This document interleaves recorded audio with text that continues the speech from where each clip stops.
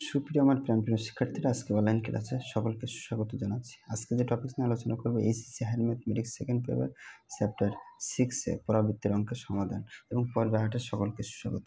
বন্ধুরা, আজকের পর্বে 8 অর্থাৎ টাইপ 8 বলতে পারো, কারণ সম্পূর্ণ ভিন্ন অঙ্ক এবং এরকম অঙ্ক কিন্তু আগের 7টা পর্বে কিন্তু কখনো দেখানো হয়নি।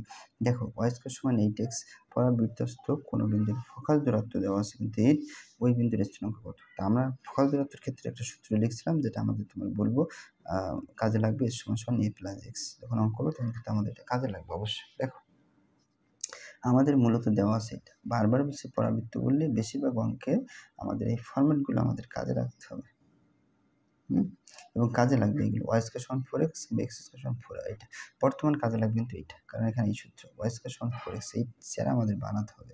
ওয়াই স্কয়ার লিখলাম, তাই না? এখন 4x এই সেরা আমি বানাবো। বন্ধুরা, এখানে কি 4 আছে? কোথাও নেই। আমি 4 লিখবো, আবার 1/4 দিয়ে ভাগ করবো, আর যা আছে তাই লিখবো। সহজ বুদ্ধি। তোমাদের কারো যদি মনে হয় স্যার 4 2 8 2x, এটাও তো লেখা যায়। হ্যাঁ, এটা লেখা যায়, কিন্তু অঙ্ক যদি কখনো ভগ্নাংশ থাকতো, বড় অঙ্ক, তখন কি করতাম? এই জন্য আমি এইভাবে করছি। প্রতিটা ক্ষেত্রে এইভাবে করবো, মাথায় নিয়ে যাবে, সহজ শেষ।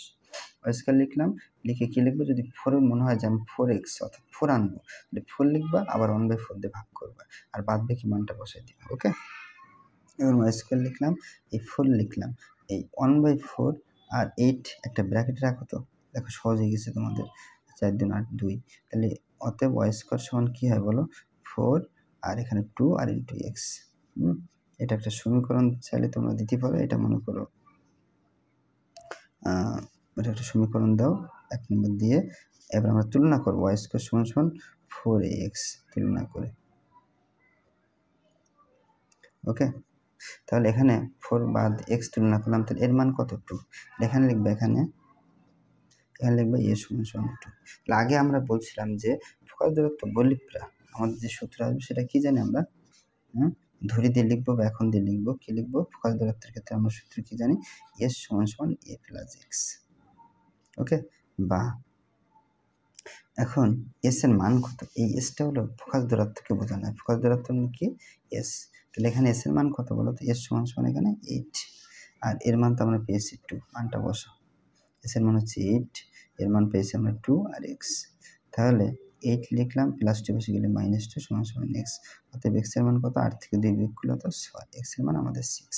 ওকে, এখন এক্স এর যে মানটা আমরা পেয়েছি, এই মানটা আমরা এখানে বসাবো। এটা যদি তোমরা বলো স্যার নাম্বারিং দিবা যদি দিবা না, সমস্যা নেই। তাহলে দেখো x = 6 হলে কোথায়? এই সমীকরণ থেকে পাই 8x। এত হতে আমরা পাবো, এত হতে আমরা কি পাবো দেখো, বা ওয়াই স্কয়ার লিখলাম, 8x এর মান কত? 6। ওয়াই স্কয়ার সমান সমান 6টা কত? 48। এবার ওয়াই লিখলাম। বন্ধুরা, সব ক্ষেত্রে স্কয়ার যদি ওই পাশে পার করে দিই, একটা প্লাস মাইনাস হয় এবং একটা রুট আসে। সব ক্ষেত্রে আমরা কখনো বলি, আবার কখনো বলি না। আমাদের যখন ব্যবহার হয়, কাজে লাগাই, তখন আমরা বলি না। এটা মাথায় রাখবে তোমরা। তাহলে স্কয়ারে বসে গেলে প্লাস মাইনাস একটা রুট হয়। তাহলে ওয়াই লিখলাম, এই প্লাস মাইনাস 48কে যদি আমরা ক্যালকুলেট ডিভাইসে একবারে করি, আমরা মান পাবো। তারপর আমি ওইভাবে করছি না, আমি দেখো এরকম 3 গুণ 16, 3 × 48। এখন এমনভাবে আমরা এখানে গুণ করতে হবে যে কোনো সংখ্যাকে বর্গমূল অর্থাৎ করা যায়। এখন ক্যালকুলেট দিয়ে করি তো, দেখি কত? 48। দেখো আসছে 4√3 একবারে। এখন ওয়াই লিখলাম, প্লাস মাইনাস, আমরা এই রুটটা দুজনকে আলাদা করে দিলে তখন কি হবে দেখো তো? 3 কে রুট, আবার 16 কে রুট। তাহলে 16 কে রুট করলে কত হয়? এই যে 4, আর √3 কিন্তু বসে গেল। তো ক্যালকুলেটরে কিন্তু একবার আসছে, দেখো 4√3, দেখছো? তাহলে আমরা x এর মান পেয়ে গেলাম। লিখবা নির্ণয় বিন্দুর স্থানাঙ্ক। নির্ণয়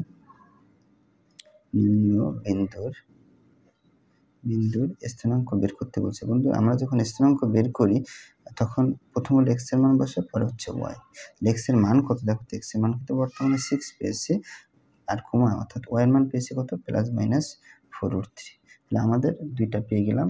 আর না লিখলে সমস্যা নেই, আমি এখানে লিখছি। তো এই টাইপের অঙ্কগুলো আমাদের যতগুলো অঙ্ক তোমরা একটু বাছাই করে নেবে। আমি কিন্তু বাছাই করে অলরেডি রাখছি, তোমরা চাইলে হ্যান্ড নোট করে নিয়ে বাছাই করে রাখতে পারো। পর্ব 8 কিংবা টাইপ 8 এইভাবে লিখলে তোমাদের জন্য একেবারে সুবিধা হবে। কোনো প্রকার ডিপ্রেশনে পড়তে হবে না যে স্যার এসএসসি লেভেল থেকে আমি এইচএসসি লেভেলে যে আইসি, এই যে হায়ার ম্যাথ পড়ছি, তা আমার কোনো কষ্ট হচ্ছে না। বাস্তব কথা, নাহলে কিন্তু ঘুরে যাওয়ার সম্ভাবনা থাকবে বেশি। ইন্টারমিডিয়েট কিন্তু অনেক কঠিন। ধন্যবাদ সকলকে, নেক্সট ভিডিওতে দেখা হবে।